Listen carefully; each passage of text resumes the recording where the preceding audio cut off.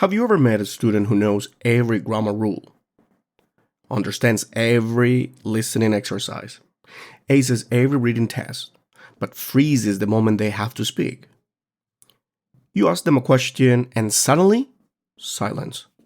Eyes drop, shoulders tense. Their voice, if it comes out at all, barely whispers through the air. These are our timid learners. Brilliant minds, gentle souls, and yet prisoners of their own self-doubt. And in today's episode, we're going to unlock that cage. Because speaking confidence isn't just about pronunciation or vocabulary. It's about identity, trust, and emotional safety. And if we, as teachers of course, don't nurture that, no textbook in the world can. And as I always say, grab yourself a coffee, sit comfortably, and let's get started. Woo! Let's go!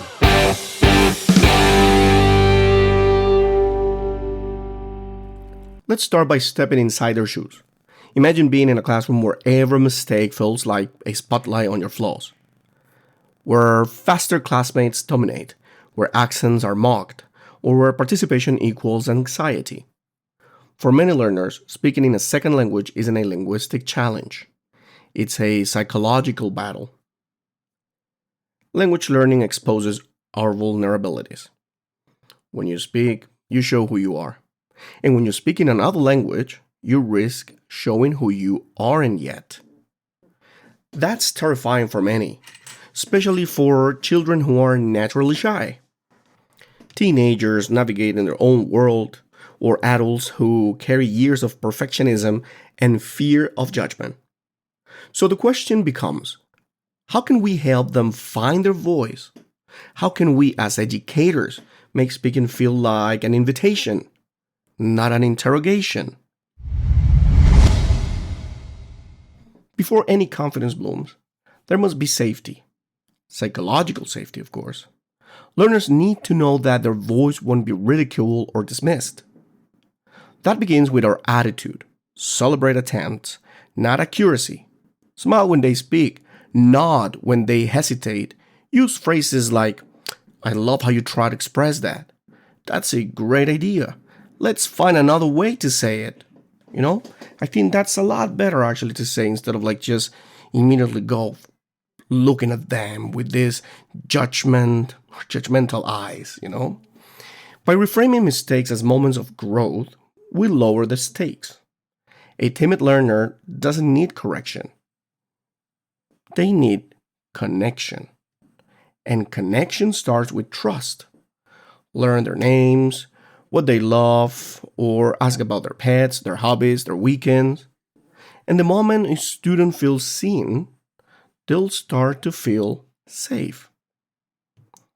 And yes, we have a gradual approach here, from silence to sound. So when we are trying to do the class, and speaking confidence doesn't explode overnight. It grows in whispers. It begins with participation that doesn't require performance. Let's start small.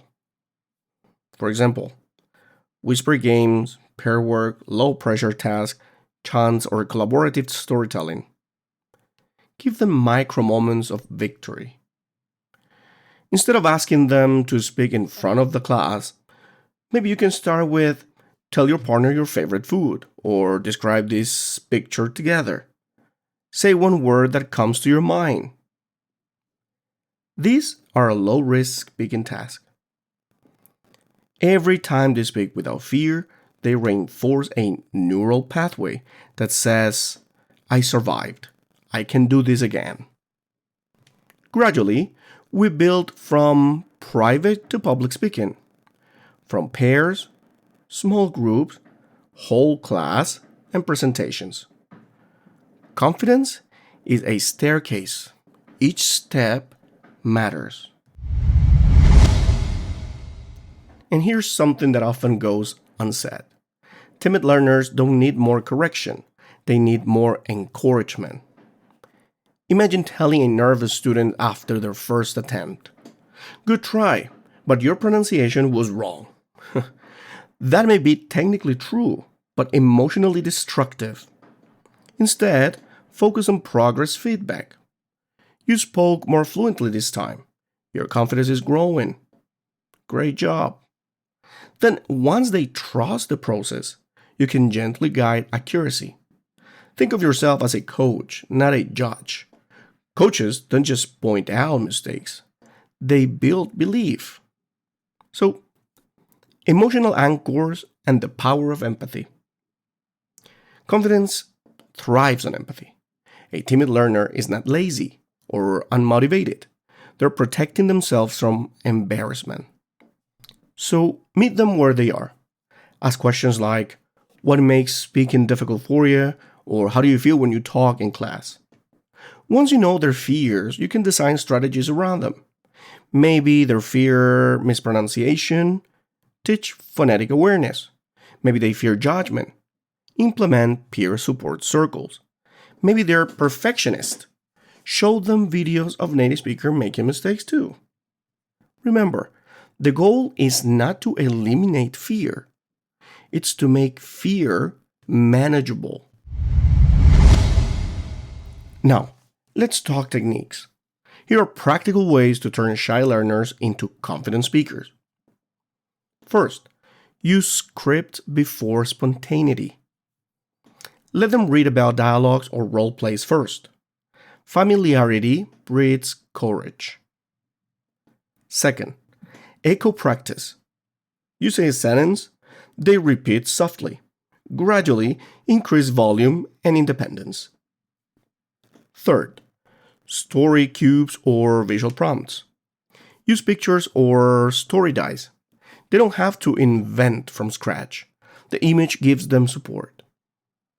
Fourth, shadowing. Let learners mimic natural speech rhythm by repeating along with short audios. This builds automaticity and reduces hesitation. Fifth, voice recording. Have them record themselves privately. When they listen, they realize, I don't sound that bad. It's a self-confidence revelation. Sixth, praise in public, correct in private. Let others hear their success, but when you must correct, do it one-on-one. That preserves dignity. Seventh, peer support system. Pair shy learners with empathetic classmates. The body effect works wonders. Eighth, drama and roleplay. Acting allows them to be someone else. When they speak as a character, their fear dissolves behind the mask of fiction. Ninth, gamify the talk. Games like Two Truth and a Lie, Find Someone Who, or Interview Bingo make speaking fun, not forced.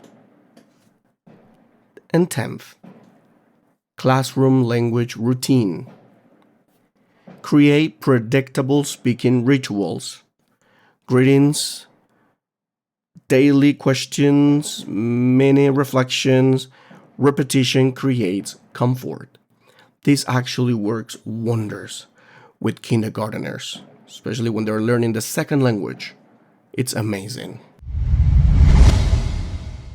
Now, from a psychological standpoint, confidence builds through exposure and mastery.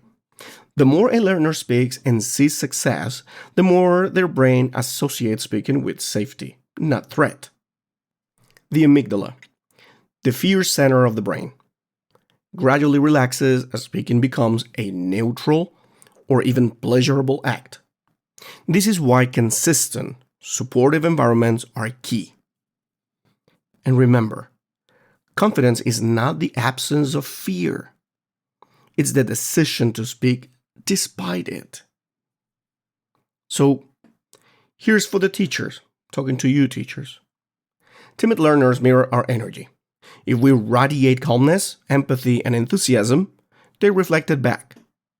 If we rush, criticize, or show frustration, they close down.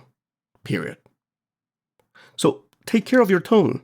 Your classroom climate is the soil where confidence grows or withers. A timid student once told me, "I started speaking in your class because you always smile when I make mistakes." That's it. That's the secret ingredient. And here's something more powerful. Confidence isn't always visible. Sometimes the biggest progress happens silently. That student who didn't speak last month, but now whispers an answer? That's courage in motion. That teenager who volunteers for a pair activity for the first time? That's victory. Confidence grows like a tree. It's slow, quiet, and underground, until one day it stands tall and unstoppable. Now, let's move on to the technology and confidence. Digital tools can help timid learners too. Apps that allows private voice recording, AI chatbots that simulate conversation, or online platforms where they can speak without peer pressure. All these provide safe speaking arenas. Tools like Flip, VoiceThread, or even AI language partners can act as bridges between silence and speech. But the key remains the same. Start where they are, not where we want them to be. And now, talking a little bit about culture and personality. In some cultures, humility and quietness are virtues. We must respect that. Not every student wants to be loud. Confidence doesn't always come or mean volume. For some, it's simply about being willing to try, about not hiding, about saying, "I exist in this language." Our job is not to change who they are, it's to help them express who they are authentically. And that's one of the long games here. Confidence takes time. We may not see it within a semester, but seeds are planted today. May bloom years later. I've had students message me years after class saying, "I finally gave a presentation in English at work today. I remember how you made us practice and how safe I felt." That's the legacy of confidence. It outlives the classroom.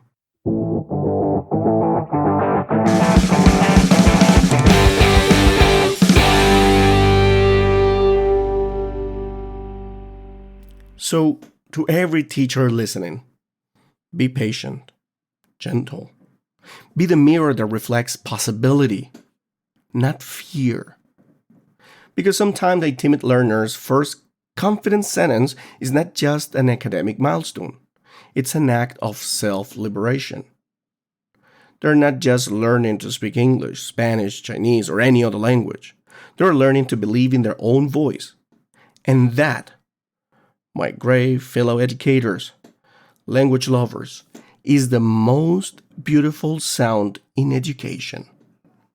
Until next time, keep nurturing voices, one whisper at a time.